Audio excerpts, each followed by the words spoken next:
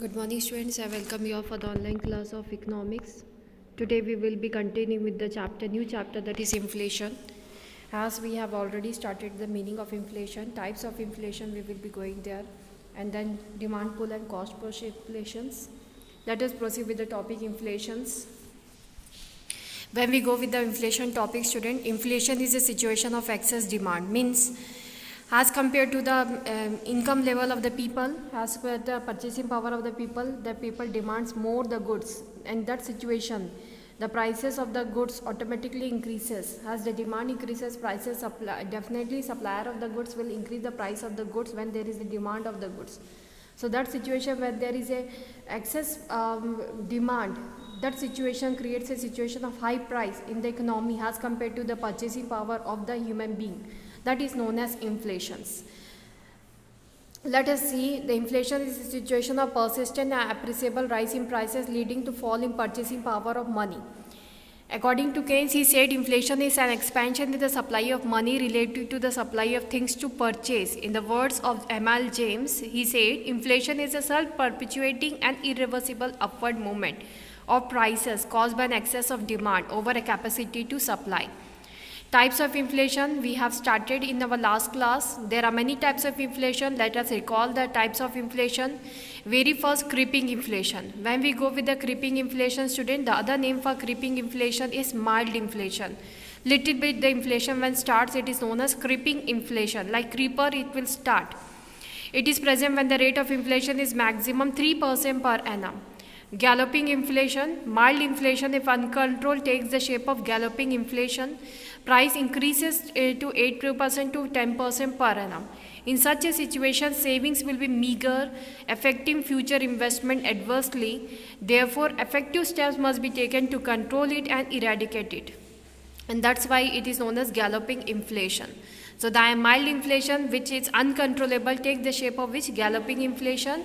The prices generally goes to 8% to 10% per annum. Next is hyperinflation. In this, the price rise goes out of control. It was felt in Germany during war years that the inflation, when it is uncontrollable and cannot be controlled by the government also, that is known as hyperinflation.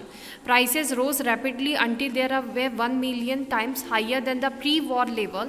It was uncontrollable. Any form of property or income having fixed value loses its value. Import of goods increases because indigenous supply is less, and to give the inflationary price, people have to sell off their property. Under these circumstances, their property gets low value. Monetary authorities are unable to control the hyperinflation. So may I think hyperinflation story is clear. If not, then focus on the important points. Price rise goes out of control. It was felt in the Germany during war years.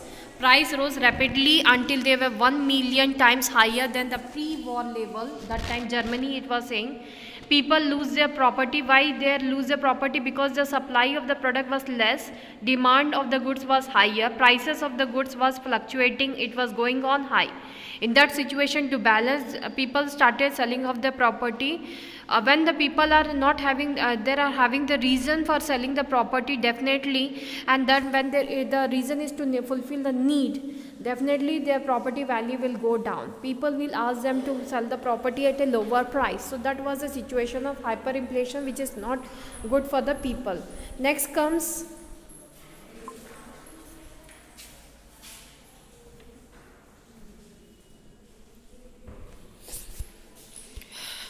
open inflation. Open inflation, in this the price rises without any government control over them. It is a situation of rising price where demand is more and supply is not there. There is no check over the initial price rise, which include further price rise also. So that inflation is known as open inflation. Suppressed inflation. In this, inflationary pressure builds up, but they remain under control because of government intervention. Stagflation. It means stagnation plus inflation. It is a situation where stagnation coexists with inflation in an economy. Many developing countries are experiencing stagflation, in which there is persistent rise in prices, and at the same time people are unable to find jobs and producers are unable to find consumers for their products. During 1991-94, India experienced stagflation, demand pull and cost push inflation. Prices are determined by the intersection of demand and supply curve. We all know prices rises when either demand increases or supply decreases. Accordingly, there are two main types of inflation: demand pull inflation and cost push inflation. So demand pull and cost push inflation, I think we can have a brief explanation now. Demand pull inflation, when we go student, demand pull inflation rises when there is an excess of demand for goods over their supply. When there is persistent increase in demand and supply does not increase proportionately, then price tends to rise. The concept of demand pull inflation is normally explained when there is full employment in an economy. It is because it is a full employment situation, resources are fully employed and aggregate supply cannot increase. The main types of demand pull inflations are growth in black money. Growth in unaccounted money leads to more demand for goods. Increase in population. Increase in population raises the number of consumers in the market. This in turn raises demand for goods. Increase in money supply. Increase in money supply by the Reserve Bank of India raises the money in circulation, which in turn raises demand for goods. So increase in money supply states that increase in money supply by the Reserve Bank of India raises the money in circulation, which in turn raises the demands for goods. As money supply will be more, people will start taking loan. The simple meaning is here that when the prices of the goods increase, the people demand is not closing down, and they want still their demand is existing. It means then people will take loan, and for that, if money supply is openly available, definitely people will not hesitate to step back. They will be taking loan to fulfill their basic needs as well as their luxurious needs. So that is the increase in money supply which will create a situation of inflation, demand pull inflation. Increase in disposable income of the consumer. Disposable income, first of all, what is that? Disposable income is that income that part of the income student which the people keep after the expenditures has been done, after the payments has been done of their bills. Whatever income is left out, they keep that part of the income has saving plus disposable income. Saving is that which they want to save, plus disposable income after saving and expenditure what they had kept. Expenditure they had paid off, whatever expenditures are there, savings they had made. After that also a part of income they save has disposable income. That part of the income they want to make expense in the society. That is known as disposable income. So increase in disposable income of the consumer, it states that when the people income will increase, definitely this saving will increase as well as they will develop their disposable income will also increase. When the common man has more money at his disposal, he will demand more goods. What will happen? Definitely when people's income is more, they will demand more. What is wrong in that? But producer finds that that is a particular situation where they can make the supply to be stopped. They can supply less so that when demand will increase, prices of the goods will be increasing and people will ready to pay the amount what the producer will be charging, because supply of the goods are less as compared to the demand of the goods. So this is the situation known as increase in disposable income of the consumer. Increase in public expenditure. Increase in government expenditure is a major factor raising demand of the goods. Demand pull inflation can be graphically illustrated as in figure number 8.1, where SS equals to aggregate supply curve, which rises initially when the resources are not fully employed. It becomes vertical at full employment level of output YF. DD, D1 and D2. These are aggregate demand curves. Increase in demand is shown by rightward shift of DD curve to D1 curve and then to D2 curve. What it is, simply the point is like this. If you will be seeing the first OP is the price level at that quantity demanded is this much, Y1. Okay. The demand curve state of is forming like this. To intersection point where it is meeting, the demand curve has been jotted down. You can see this is the demand line. First demand curve. Second, when the prices increase P1, income of the people also increases. The quantity demanded is still Y1 only. It means quantity demanded is not increasing because income of the people is not more as the price is increasing. So they are demanding that much only as they were demanding earlier. So D1 is the next demand curve. Next, when the price suddenly increased from P1 to P2, the quantity demand is still not existing because basic need will be still whatever the prices will be there, but they will be demanding the goods. So P2, the quantity demand, it is same only. So this is a demand too. I think now it is clear how the demand curve has been made. Prices are increasing, quantity parallelly is not increasing. That is known as the inflation situation, when the people have to face many problems so as to fulfill their basic needs. Next is cost push inflation, student. When we go with the cost push inflation, cost push inflation occurs when rise in prices is due to rise in the cost of the production. In this type of inflation, demand factor remains unchanged and supply factor plays an important role. Once this type of inflation sets in one industry, it spreads to all other industry of an economy. That is known as cost push inflation. Main causes of cost push inflations are higher wage rates. Strong trade unions ensure payment of higher wages. Due to this, the producers shift the burden of increasing cost to the consumer throughout the price rise. An increase in price makes cost of living more expensive, whereby again union demands more wages. Thus, it becomes never-ending price spiral. So, higher wage rate. Strong trade union ensure payment of higher wages. You know, many times it demands that as the time is passing, their wages has to be increased. Due to this, the producers shift the burden of increasing cost to the consumer throughout the price rise. An increase in price makes cost of living more expensive, whereby again the union demands more wages. So this is the never-ending process, as the people always want their salary to be increased, and it is never-ending process. Higher profit margin. Producers charge higher prices to earn higher profits margin.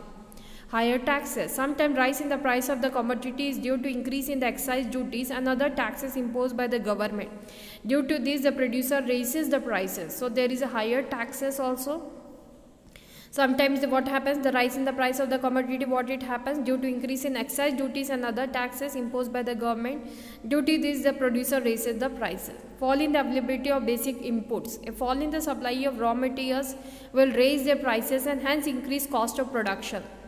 Administered higher prices of inputs. An increase in price of input by the government raises the general price level. Cost push inflation is graphically illustrated in figure number 8.2, where DD equals to aggregate demand curve is given by DD. I think the causes of cost push inflations are clear. If not, then once again I am repeating.